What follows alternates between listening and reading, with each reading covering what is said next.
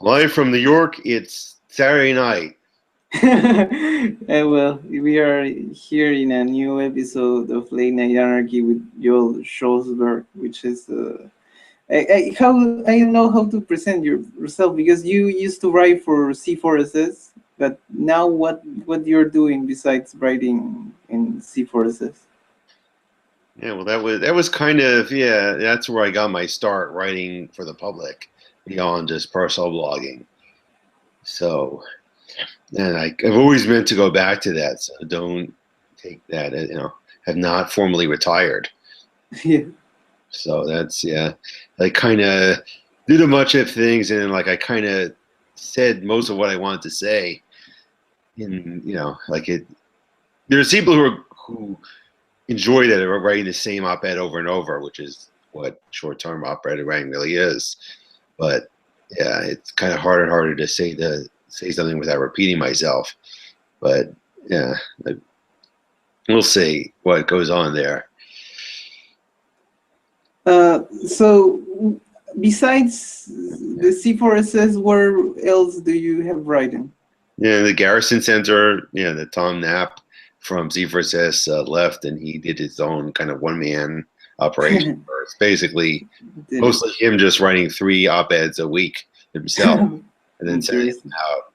Yeah, where he decided I've written maybe 3 or 4 ones for him, which I think the plan was to get in more writers. But that's, but yeah, I pitched in with that, and yeah, I'm have my eye open to try to find new places to write for this transitional time where I want to write for a broader audience, but not sure where that is. There was a fun time. I mean, it's quite strange. Um, I mean, I have I haven't written in C4SS, although I think I maybe gonna send something there, although I don't know if it could fit there because it's kind of it has to do with left-libertarianism, but it's quite strange. Yeah, and it never hurts to try. Just send it. Yeah, I think I have writing in besides blogging, I have writing in Counterpunch. I think 3 pieces are there in in in the Mitralus, which is a collective blog. I don't know if you have seen. Yeah, I know. Jack Ross writes for that. Yeah. He used to write for us. He doesn't write many often, but the pieces that he writes are very interesting, and yeah, a lot of people know the site because of him. And he wrote an 800-page book about yes, he has written. I have his book, the Socialist Party of America, a very interesting book. I have written for the the national interest, the editor, the former editor or associated editor contact me and tell me if I wanted to write for them, and I wrote a piece of Bernie Sanders and a piece of Joel Stein, and I then write for the American Conservative a piece for the crisis of of the Democratic Party and the liberal establishment. And yeah, since then I haven't written for a while. I have sent things to other outlets, but I haven't heard from them. And I mean, I'm just waiting more than I have. Huh? You've sent to stuff like I've been meaning to get into many of those things. And Counterpunch, you write for them directly, or did you write stuff that they picked up from elsewhere?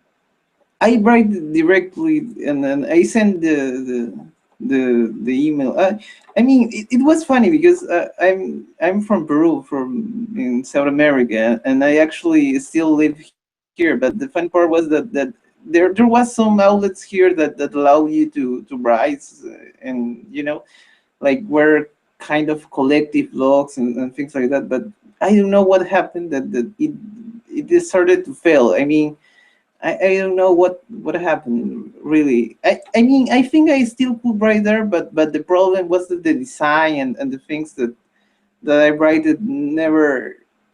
It needs to have some kind of clickbait for saying some way. So I stopped writing there, and and since I became more interested in American politics, I started to write about American politics, and I don't know it. I actually, when I used to write here in Peru, I used to write also American politics, sometimes about other things, but it is interesting. I think that for example, the writer that I mostly look up to is Jace Walker, because his politics are, I think, are very close to mine. Yeah, that's always a good thing. Yeah, you're probably Yeah, closer than he is to most of his buddies at Reason. That he writes a lot of stuff that most of the other authors at Reason just wouldn't care about. yes, that is quite interesting. I actually, the first episode of this podcast was about with him, and for example, he talked very well about Ralph Nader, which I have my difference with Ralph Nader, but I think he's quite a more interesting guy that many people think. I think he's not a Paul Krugman style of left wing that's going to say that libertarians are the worst. He actually wrote for the Freeman back in the 60s or the 50s. I don't remember, but Yeah, he 1962. How the Winsonites kept their integrity, and that was like 3 years before Unsafe at Any Speed. There was not a huge gap between that and what he's known for.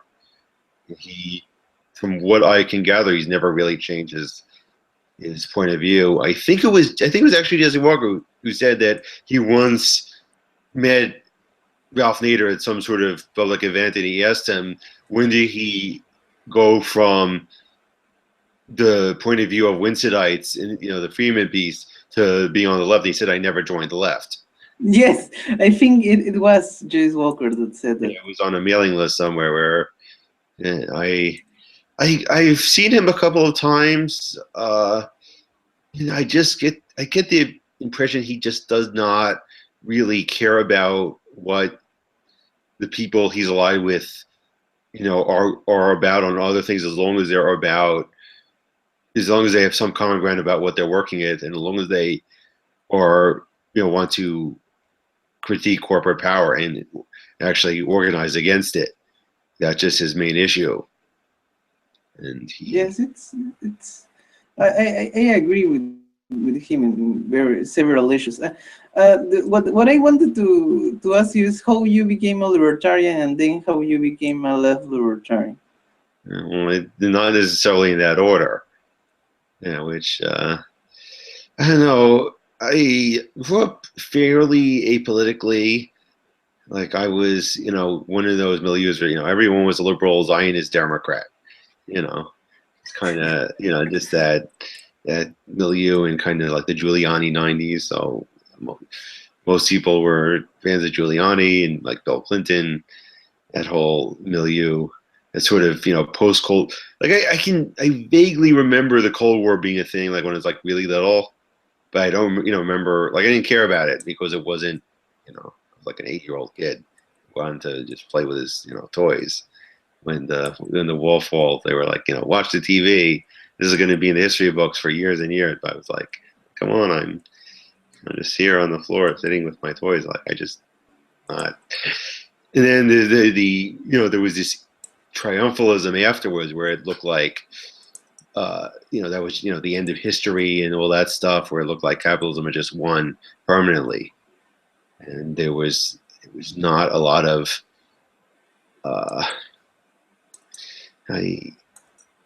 and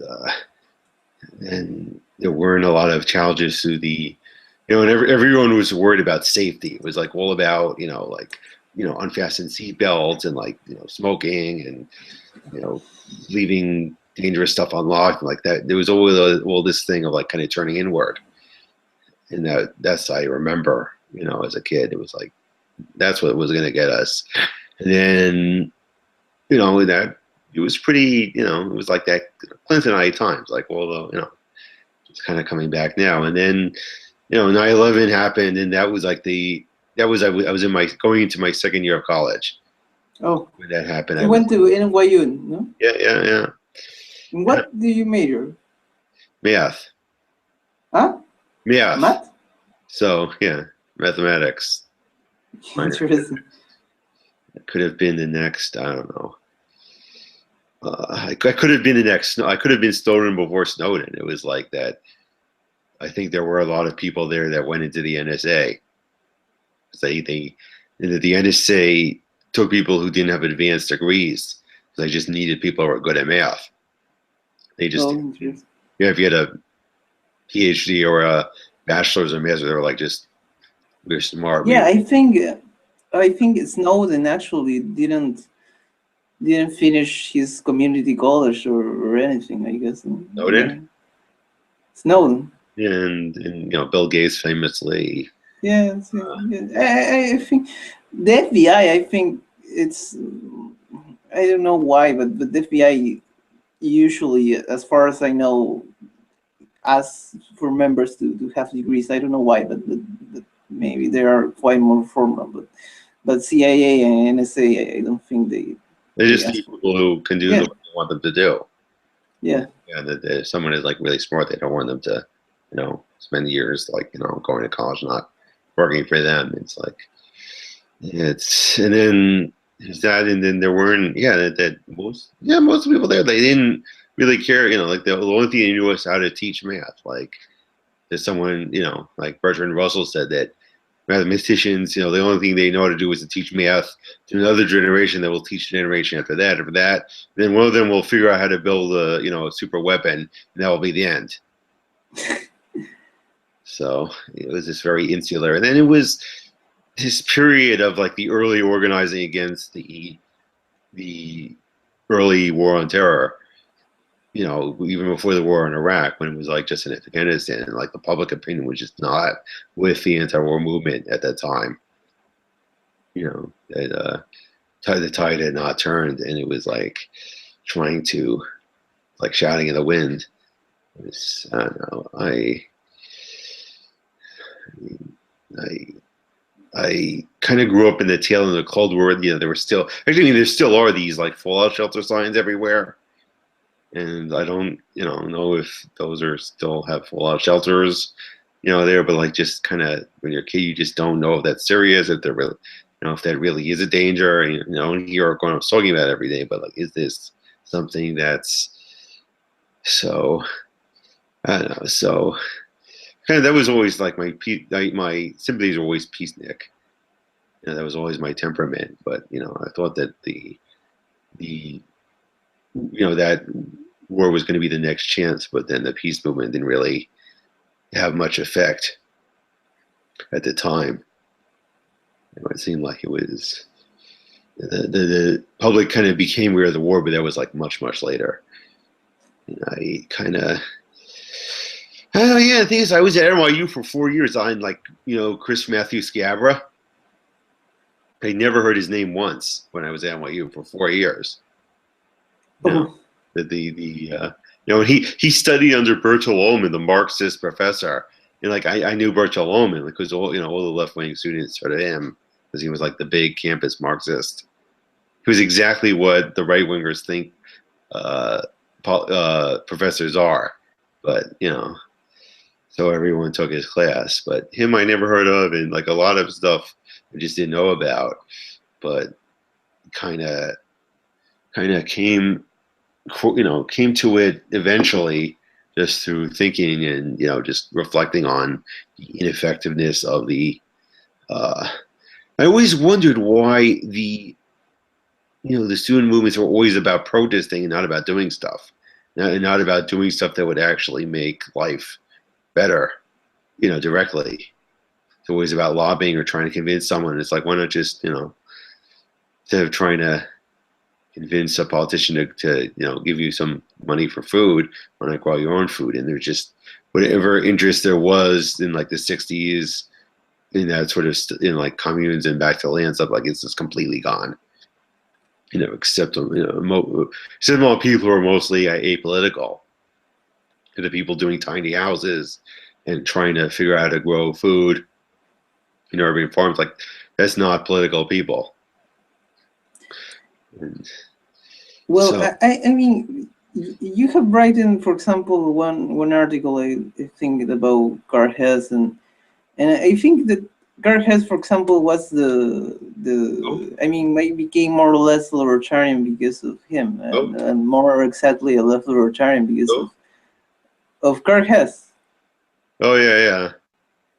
Carlos. and yeah, and he was like a big inspiration for me, and I actually.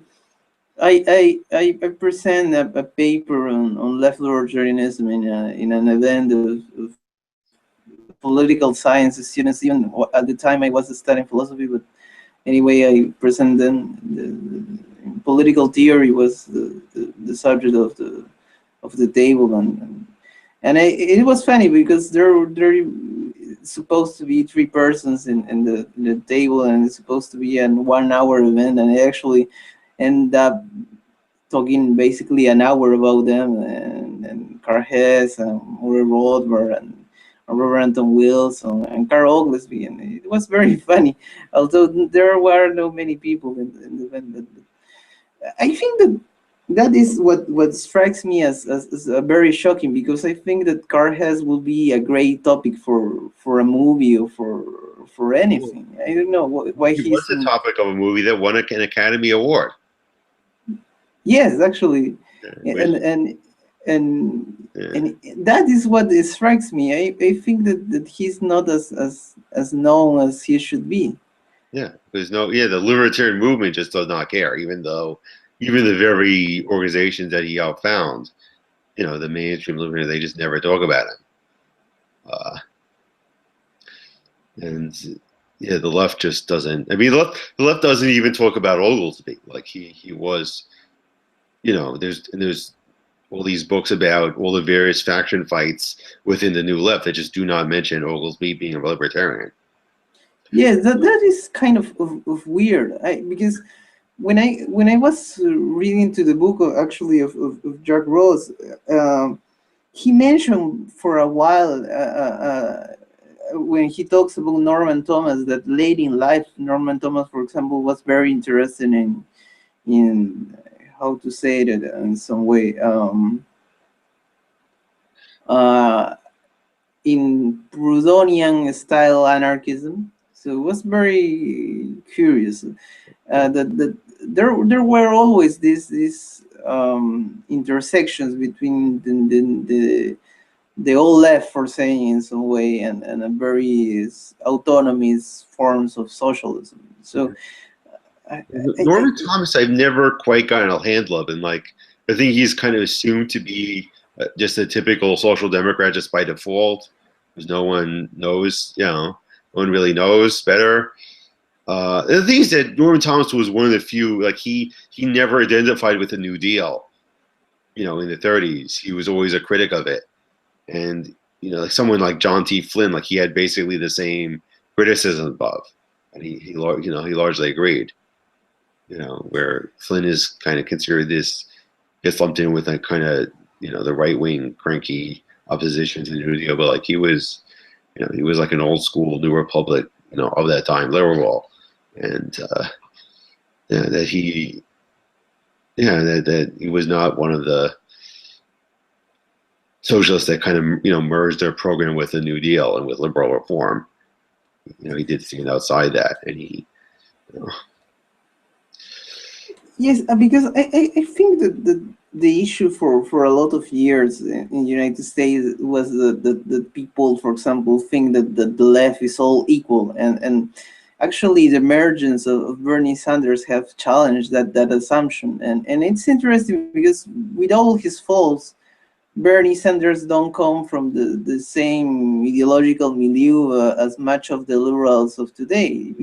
They come from the kind of liberalism of Kennedy, of LBJ, and it's a different strain of thought that someone like Bernie Sanders, who was active in the Liberty Union Party, which is a small alter party in Vermont or and the New Left, and I mean, I think that Bernie is certainly not the most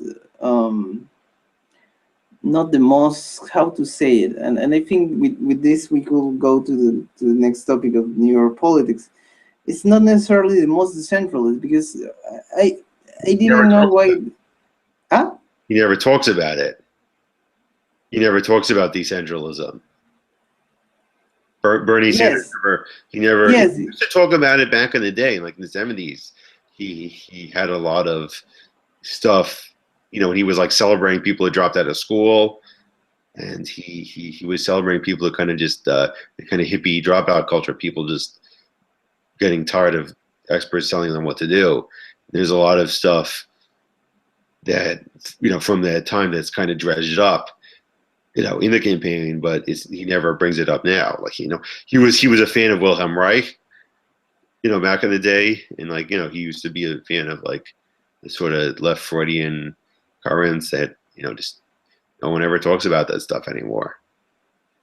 Yes, that's true. But for example, I don't know if you have heard of Howie Hawkins. Oh, I've heard of him. Yeah, I had friends in the Green Party when he was running, so, and all the Green New Deal stuff was all just like all of Jill Stein's playbook is just straight from his campaign. Yes, actually, but the funny thing, what? I mean, like the Jill Stein's rhetoric of the Green New Deal is pretty much just recycled straight out of the Hawkins campaign. Yes, that's true, but yes, but yeah. Okay, go ahead. Yes. What I'm going to say is that there was an interview with him that he said that he was, for example, for gun rights because he believed that without gun rights there wouldn't have been how to say it, the civil rights movement needed the gun rights. So he was in favor of the Second Amendment, which make him look more libertarian than Andrew Cuomo, although I guess that anyone could be more libertarian than Andrew Cuomo. But anyhow, yeah, Mario Cuomo is more libertarian than Andrew Cuomo. Yes.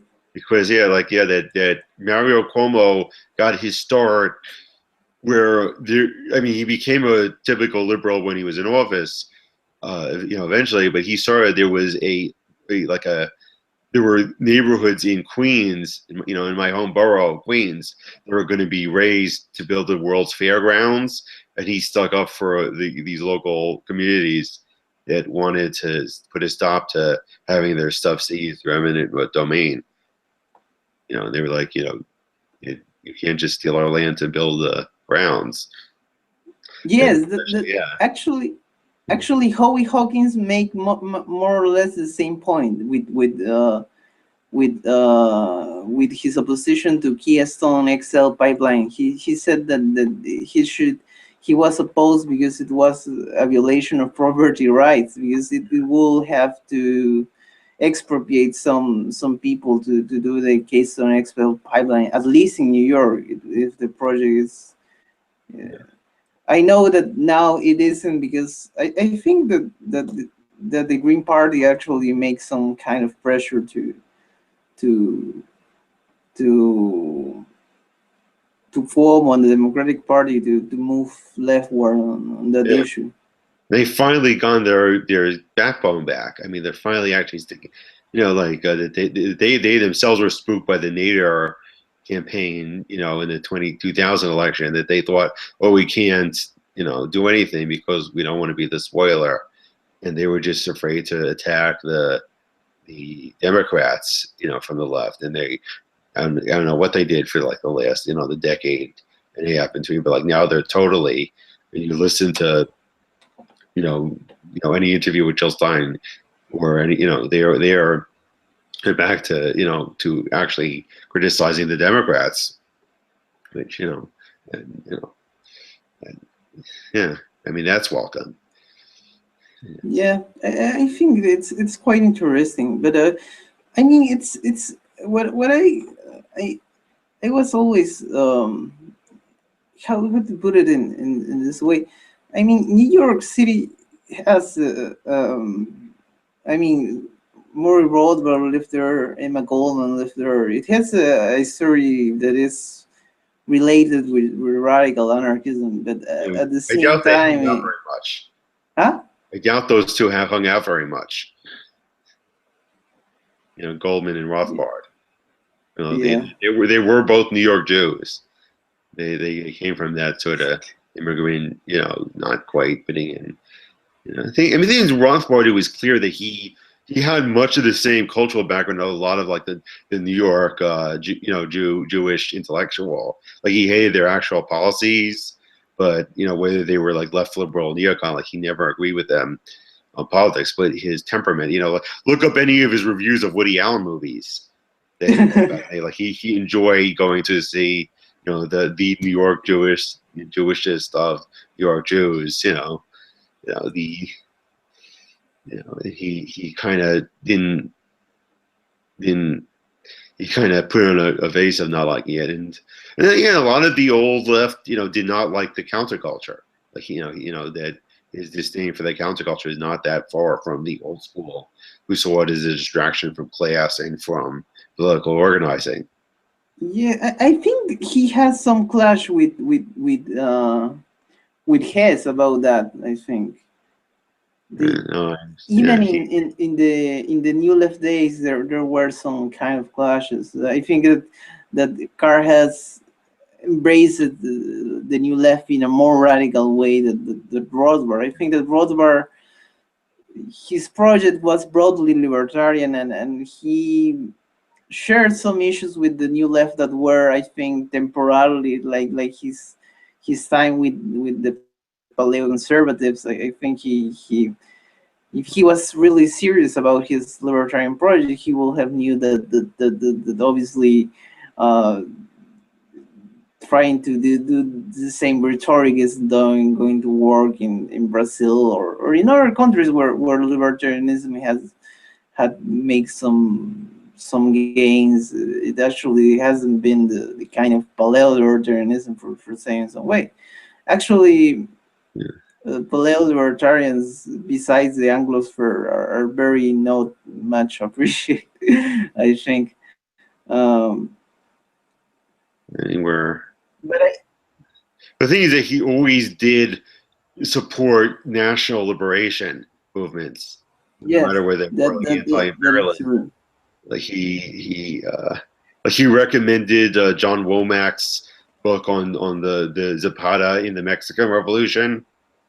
You know, like he saw that he actually Rothbard did say that the Mexican Revolution was libertarian because he saw it was against like the landowning elite. You know, he was in favor of you know, like the movements in Eastern Europe to break free of the Soviet Union, and he was fairly, you know, explicit in like the Black Power movements. He was fairly consistent with that. You know, he said Malcolm X is like the greatest man of our epoch, and like that. Where he was that he never really backtracked from. Like he kind of, you know, and even at the very height of his paleotas, he was like that black nationalism would demand things that were not libertarian, that they would demand like welfare payments to set up their new nation, which actually, well, you know, he did support reparations, and it should have and I fall under that, but he couldn't quite wriggle out of his position. He was fairly interested in what was going on elsewhere. Yeah, I think he had a very I think as he has stated many times, foreign policy was his most his central focus of his libertarianism. So his criticism of American imperialism was probably the central part of his work. But also he wanted the libertarian movement to be a global movement. I think that in the last years it has become, and I think that C4SS and maybe Jess Walker and some others are trying to make the left libertarian movement, I don't know if movement, but left libertarian strand or or tradition part of the discussion. Yeah, and that's yeah. I mean, C4 just kind of wishes it could do more internationally, but it's hard to find people who will actually show up and stick with it. Like we need more. We always need more translators, more people writing on the grounds. Throughout the world about local politics, and yeah, it's hard, and people don't stick around. Yeah, maybe I could write something about Latin America. It could be. Yeah. I could.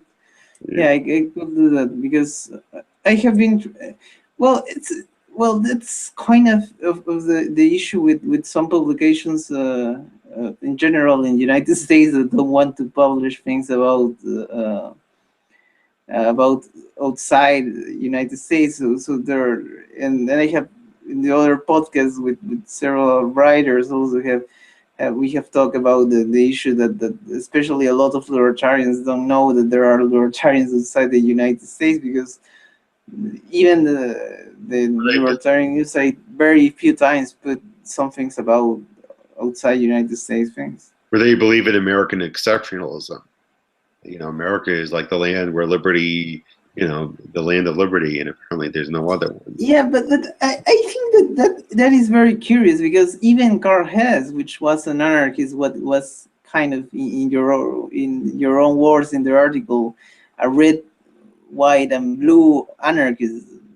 He had a deep love for his country, and I find that very curiously he has I don't know how to put it, but I feel that his love for America was, I try to understand that his love for America was the explanation of his anarchism, because he feels that as long as America has a government, and especially a government which is led by corrupt state socialists, as he used to put it, right wing or left wing, he didn't care.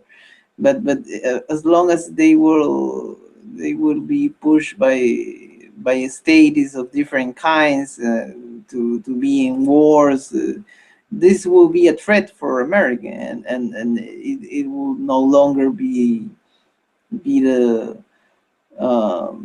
place for him to be. And it's very curious, the position of Karl Hess respect with America.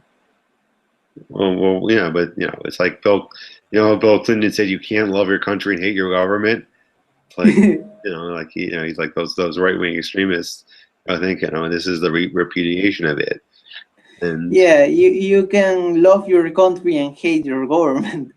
And it could be a real pure thing. It's quite because a lot of interesting. the left, it's the exact opposite. They hate American pop culture. They hate American culture.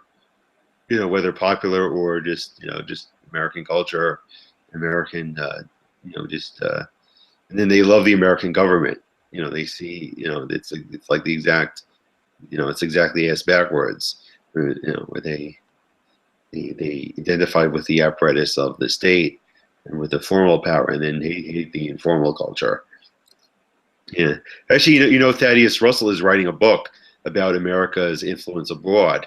Yeah, his thesis that America, what people outside the United States love about America is its culture, and they hate its military. Like they don't want to be bombed, but they like American, culture.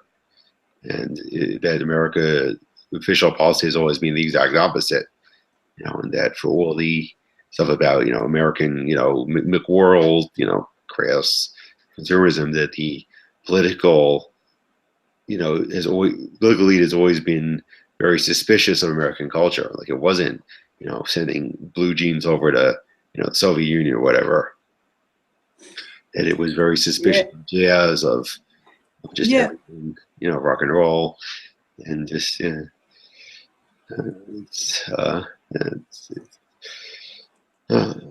Thaddeus Russell is an interesting writer. I think he's probably one of, and even if he doesn't think himself as a libertarian, he's very close to libertarianism in a broad way. he's a very interesting writer, and I always find the stuff that he writes very amusing. Yeah, well, the thing is, he came out of the hard left milieu. Yeah. You know, he came out of like the hardcore left, like he, I know, you know, I mean, you probably read his autobiography. Like he was like a Yeah. classic red diaper baby, and he just had his misgivings. Like he wasn't like he, you know, a copy of Mises's, economic treatises, plopped in his lap. Just like that, he sees it as confirmations of his cultural suspicions of the milieu he grew up in. And, Yeah, I mean, I should have bring it up this by far, but I am relatively involved in electoral politics here, and I mean, it'd be worse than it's here. Huh? Electoral politics cannot be worse than it is here. Yeah, it's not, or maybe I don't know, but for example, Tyler Cowen write an article about the actual president of Peru, and yeah, he is relatively socially liberal and fiscally tolerant, but that doesn't make him a libertarian. I mean, you could argue that Bill Well is more libertarian than the actual president of Peru, which is a very corporatist guy that actually used to have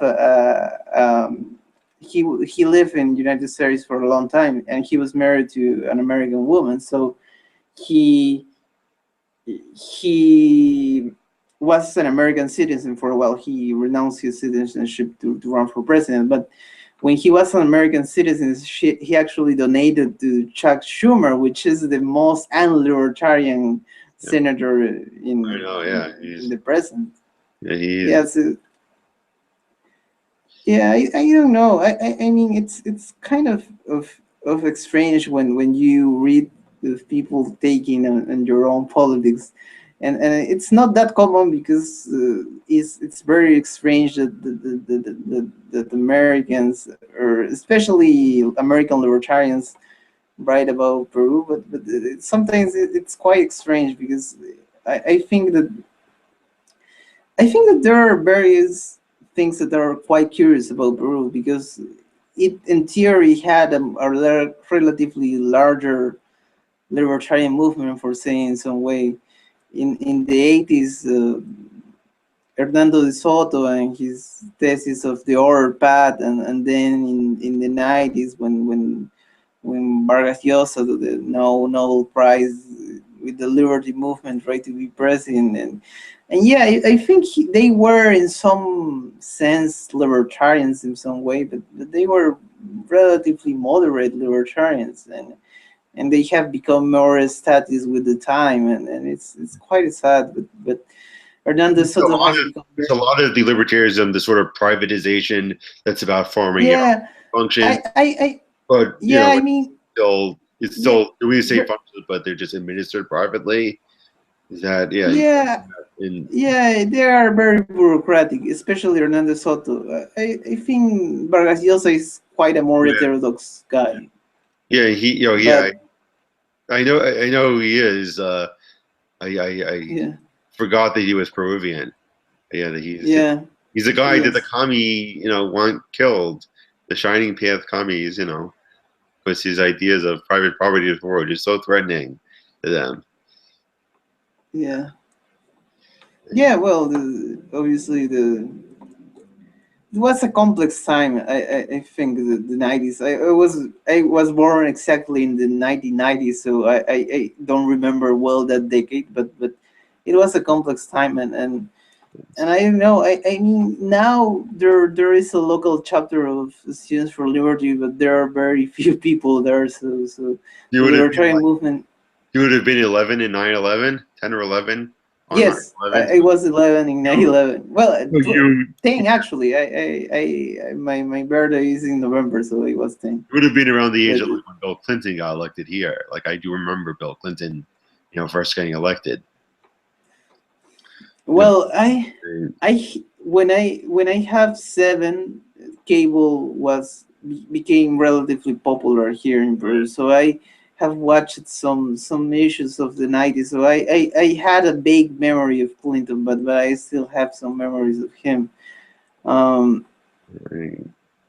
Currently, there were a lot of people who were, who are over your age, but were not alive in the Clinton 90s.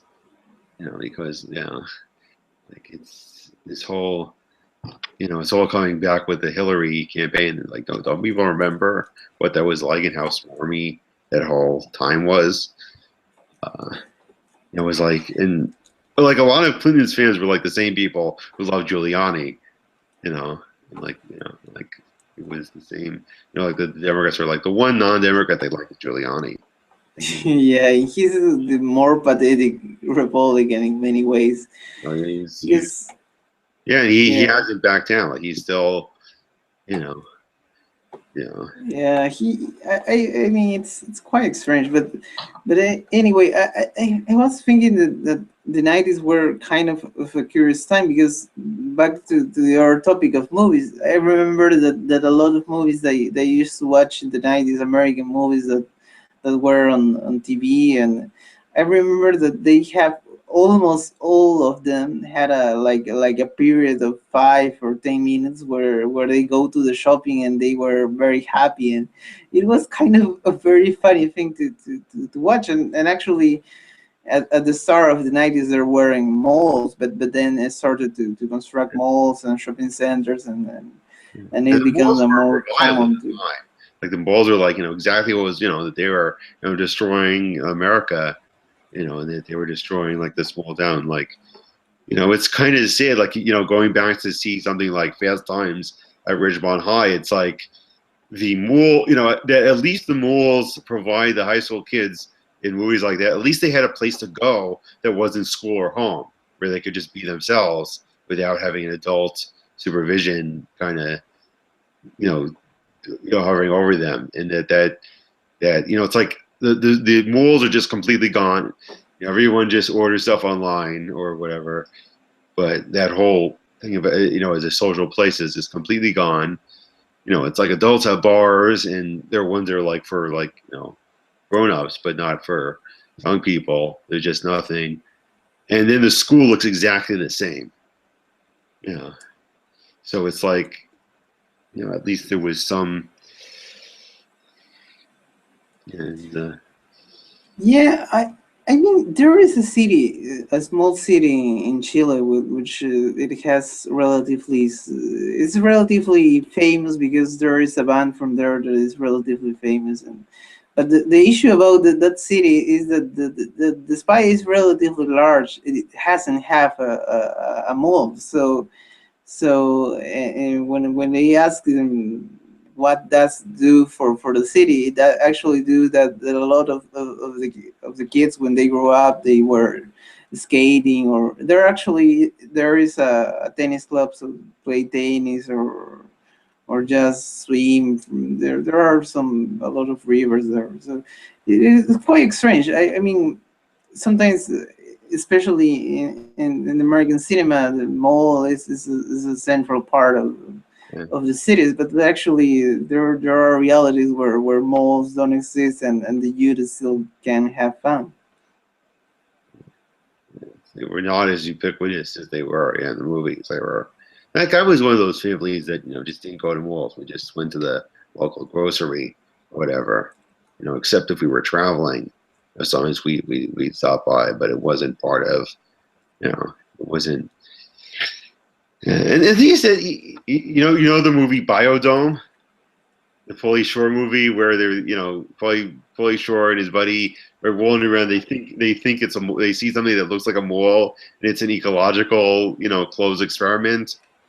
That there was this kind of utopian aspect of this enclosed community, this enclosed space that's built from the ground up to just be the perfect place for some sort of and that they think it looks like it's like the big open atrium area, and that there was a sort of parallel. There were some in the eco village movement was kind of a thing where attempts at ecological communities, and that kind of they blend that did blend to each other, and that's kind of completely gone. Back to the movies. Since you live in New York City, how is the art house cinemas there? Because I have listened that New York is the city where there are Yeah. more art house cinemas, and you will watch some indie films. Some of them have gone away.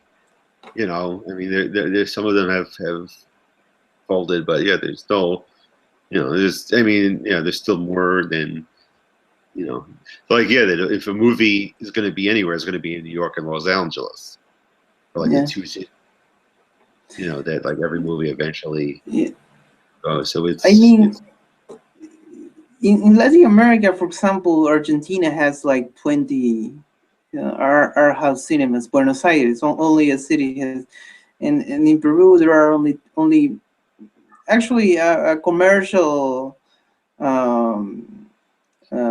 cinema has one room dedicated just to independent film, but it usually only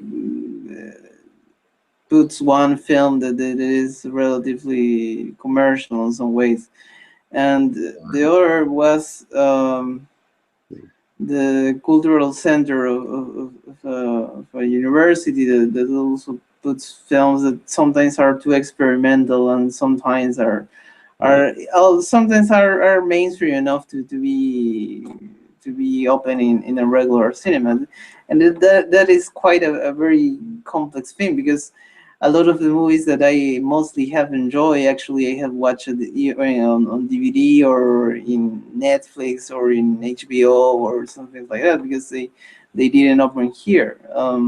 Yeah, I mean, the thing is, like, they are starting to pick up, like, that little Prince movie. I did not expect Netflix to pick that up. That there was like an animated movie based on the book, The Little Prince, the French book about this little kid who lives on like this tiny planet. It's like one of those books, like I thought I was the only one reading growing up. Apparently I wasn't. And actually that one it played at festivals. I could not get in. I could not get into the festival screenings. They were sold out. Like there was massive, and then next thing I know, it's on Netflix. I don't know if you have met Todd Seavey. What? Or you have heard of him? Of Who? Todd Seavey. Todd Seavey. Spell the last name? Seavey. I don't. How do you spell the last? He's a libertarian. He has writing and reason, and has a book about libertarianism. He actually was in a Amy Schumer episode. It was very funny, but anyway, he actually also lives in New York. And when I was interviewing him, I asked him if he had watched a film. I don't know if you have watched it. A Girl Walks Alone at Night. It is an Iranian film about vampires, an American film about Iranian vampires or something. Persian vampires that speak in Persian. It's quite strange, and he actually told me that he intended for a lot of time to watch it, but all words so loud, as you said, and he wasn't able to watch it. Yeah, I mean, just sometimes, yeah. So yeah, some things happen that happens. Yeah, and the thing is that, like, when I do get to see something, like sometimes I get to see stuff like over a year before it filters out. Like when I do catch something at a festival, I can see it like over a year before it is shown anywhere else. Sometimes, like that's happened. Like my review of the documentary 1971. Have you seen that on Safer SS? It was about the Citizens Commission to investigate the FBI. It's about a whistleblowing group, and yeah, I saw that as a festival, and then like a year later, I hear that it's actually coming out in release in just regular theaters, and I was like, okay, I'll write up a review based on seeing it a year ago. So there's yeah, so that's always interesting to see something early. That's cool. It's at this weird transitional time where that And then a lot of the art houses have difficulty getting prints because like the studios are starting to just not send out film prints of their movies, and if they haven't transferred them to digital, there's movies like not even 20-year-olds that are just impossible to get, that they can't get copies of screen, and it's this thing where there's this mass abandonment of film before this stuff gets transferred onto digital, or even not counting the sort of hipster, wanting to see things on film for its own sake. There's just a lot of stuff, and in the culture of sort of watching movies on older formats is just completely dead. Yeah. Like on VHS. By the way, yeah. Have you seen Magic's Plan, the last film of Greta Gerwig? What? Magic's Plan. I haven't seen it. It was quite curious because actually that opened in the art house room in that cinema. So I watched it and I really enjoyed it. And I think that there are a lot of indie film about New York, and where New York become almost like a character in the history and the movie. Yeah, except no one can afford to live here. Like the next Woody Allen or Martin Scorsese, they couldn't afford to be, they couldn't afford to hang around New York. The cost of living. There is a girl called Seinadura, which directed a film called The Imperialists Are Still Alive. I don't know if you have seen it. I actually watched it only on Sundance because I never opened here, and it never, I don't know, I think it hasn't been released on DVD. So did you know that the Sundance Channel, the TV channel? Yes, Sundance Channel. I didn't know you had it. Yeah. I didn't know that was an international thing. Yes, it has become international recently. So it was, I think I watched it in last year, actually. I mean, all my Canadian movie buff friends used to complain, not even like 5 years ago, about not being able to get Netflix up there. Before Netflix, yeah, like Netflix wasn't even in Canada even a few years back. Well, I have it 2 years ago, so I didn't know much about Netflix back then, but yeah, it's quite interesting. Yeah, I mean, I think that for example, in Latin America, Buenos Aires, or to a certain extent, Mexico City has some art house cinemas that are very broad because they open both American films and European ones, and in the case of some of these art house cinemas also open Latin American cinema, and in some even cinema from Canada, which Quebec is a very particular region that has a very what is difficult to find is actually Canadian films in English. That is what is very difficult to find, especially here in Latin America. So it's more the French language Canadian films? Yeah, you can find French language Canadian films relatively in some film festivals, but American language Canadian films are quite rare to find it. It's quite strange. Yeah, and then there's like a lot of Canadian actors move to America, and then a lot of American we shoot in Canada, like they shoot in Toronto or Vancouver instead of in New York. If they can't, the good tax breaks to shoot here or whatever, like they'll just. I mean, and things like New Yorkers can always tell when they try to fake it with Vancouver or whatever. Like Rumble in the Bronx, where there were mountain ranges, visible from New York City. Yes, but I think, well, the guy from the X-Files, David Duchovny, used to say that they actually should the X-Files there because not only because it was cheaper, but also because they could. Vancouver is a very diverse city, so there is the beach, there are mountains, there are I don't know, rivers, and many things, and also a urban part. So I suppose that to try to fake various places of America, Vancouver is quite a nice place. But they can't fake the New York City subway. They cannot yeah, fake the subway because New Yorkers. yeah, Built the subway. but I think that well, that's true. Yeah, it's not filthy enough to be the New York City subway. All the subways elsewhere that are better maintained. It's like it's in the I don't know. It's like I could not tell you like which Canadian and American stuff is actually shot, and a lot of American films are shot in Britain too, like even like Star Wars, these sort of like all American were mostly shot in Britain with a British crew, like at the Pinewood Studios in England, where they just had the better technical staff that could pull off the effects in the technical things of shooting scenes. So they went there. So Yeah. So I don't know.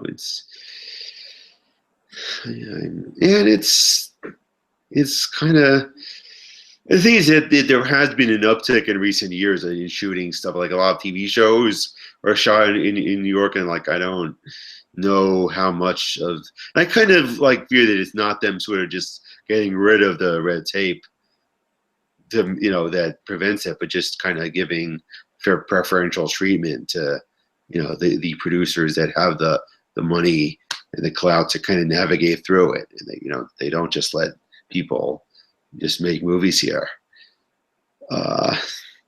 So, but it's I don't know.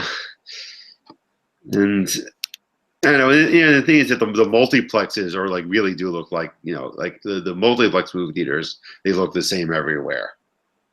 Yeah, there's true, and here are some multiplex that are like American Cinemark, but there are others that are Peruvian, but actually look more or less the same than Cinemark. So it's quite the same.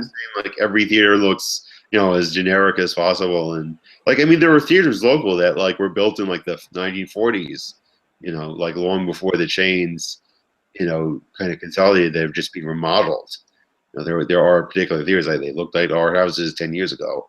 Now they look like every other sterile multiplex. Yeah, but actually, when there were local cinemas here, actually the cinema was pretty diverse.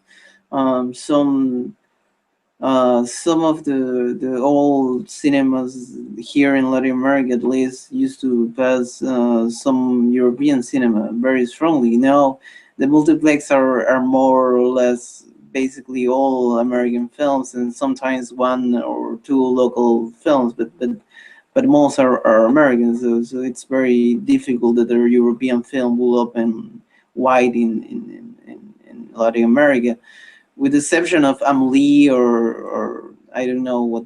What about the ones that are trying to be like American blockbusters, like a Luc Besson or Night Watch, or the ones that are kind of very openly trying to create that sort of spectacle of like do those travel? There was another French film that opened here, and I don't remember what it was the name. French films are more easily to sell. I think that the people had still some romanticism with France and with French culture, that they used to put some French films sometimes in selected one or two, usually more upper middle class neighborhoods, I guess I don't know why, but generally in the cinemas that are in upper middle class neighborhoods, they sometimes put a European film, but it's strange. But sometimes it happened. But in the general issue, there was a various issues here with the issue was that the films were dubbed in generally working class areas where the films were dubbed, so it were in Spanish, but some people have complained and then they now have subtitles, and usually in upper middle class neighborhoods, because they suppose they know English, they only put subtitles. It's quite strange, but I don't know how it's in New York. If films are generally, I guess there are subtitles. Yeah, American just want everything in English. Everything gets dubbed. Yeah. Yeah, everything gets dubbed, and it's like Americans don't want to read when they go. Yeah, I have want to read read, it. I'd read a book. You know, as Beavis and Butthead said, movies with words suck. If I wanted to read, I'd read a book. Yeah, that's true. That it's not a multilingual country in the way that other countries are. That there's not enough different ethnicities that like no one predominates. It's like a very but the funny thing is that even in Quebec, sometimes the Canadian films in Quebec are dubbed in French. Canadian films in English are dubbed in French. So it's quite funny, because I suppose they will have understand it, but apparently not. Yeah, it's quite strange. There was I am very interested in Canadian film, and I'm relatively sorry that a lot of films either don't came here, and it's quite sad. But I guess sometimes it also doesn't open. How to put it? There is this actress, I can't remember her name. Sarah Polley, I think it is her name. Sarah what? It skipped over when you said Sarah Polley. Okay. Yeah, and she was interviewed, and actually she made a point that was kind of interesting, and she said that a lot of especially of English-speaking films, actually when they open in Canada, they only open in Toronto, and they only open for a week or two. So because that has happened here in Peru, and there have been some movies that I wanted to see, but because they were in an art house film or something like that, and in that week I had to do something, I wasn't able to watch it. That has happened. So I guess that it's strange. But the same thing I think happening in other countries, in New Zealand or Australia also. I know that some filmmakers struggle to make, because they also can't send their films to the Academy. That is a big booster for foreign films. But since they are in English, they can send it to the Academy. So yeah, that is a big problem for them. They can't get them subtitled. Is like how hard is it to get subtitles?